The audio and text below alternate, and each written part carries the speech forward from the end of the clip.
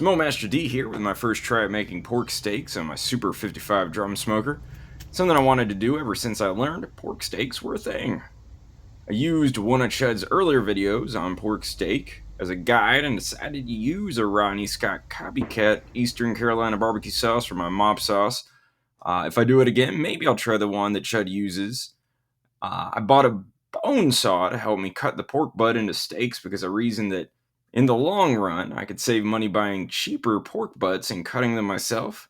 Unfortunately, the 16-inch saw I ordered got canceled by Amazon and never came, leaving me to buy this 22-inch saw that is way more saw than I need to cut through the pig's shoulder bone and kind of long and cumbersome to boot. Also figured I'd just cut my steaks with the saw when the pork shoulder was frozen. Big mistake. I only cut one steak this way, and it took over 30 minutes and gooped up the fat and pork goop that got everywhere. Should have just done it the way Chud did and cut all the flesh with my knife first and then go through the bone with the saw.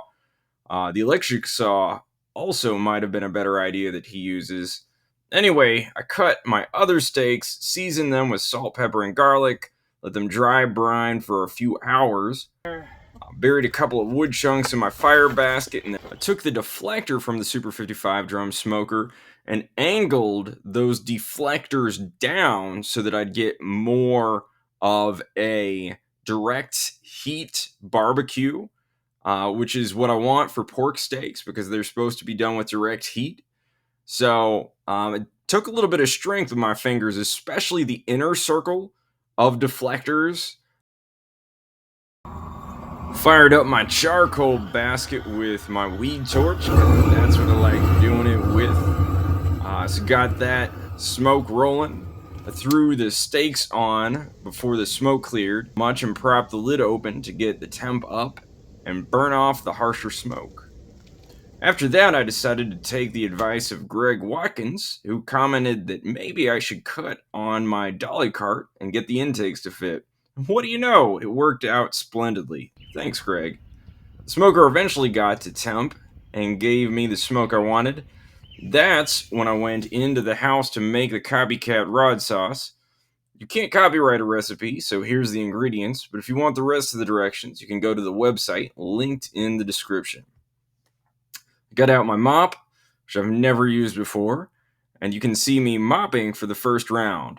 I went 4 rounds in total, about every 15 minutes. Not entirely sure about the timing on that, whether I should have waited longer or what, or if I needed to mop more, but I went basically off the temperatures that Chud put in there. I decided to wrap then, just like Chud does, and because I'm on a time crunch for dinner, I slipped the 3 that weren't done into the Nova oven at 350 degrees to try to get them done. And here's my reaction from trying the one pork steak that was already done. And cut off a little piece here. Let's get it there. Oh, that looks good. Looks like it's falling apart there. That's definitely some of the fat cap. That's delicious. Oh, that's a good bite. Just fat there. Yum. The crust tastes good though. Very crusty, you know? Very tasty crust. I thought the mop flavor might come through a little bit more, but it's very light. Very tasty though, that fat. Ooh, get some with a little bit more of just the flesh.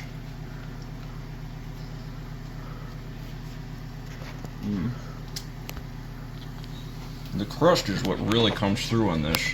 It's good though. Very good. Alright. So I'll give my conclusion while some pics from my visit to Rodney Scott's restaurant in Charleston roll by. In the future, I might try a mop sauce with butter like Chud does, just to see if it comes through a bit better with the flavor on the actual pork steaks.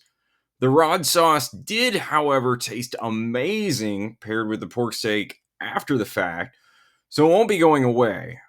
Also, I was considering getting a smoker grill, like the episode that I made, but I no longer feel the need. The Super 55 drum smoker can cover my direct heat barbecue needs for the moment. Well, hope you enjoyed this episode, and as always, go get your smoke on, y'all.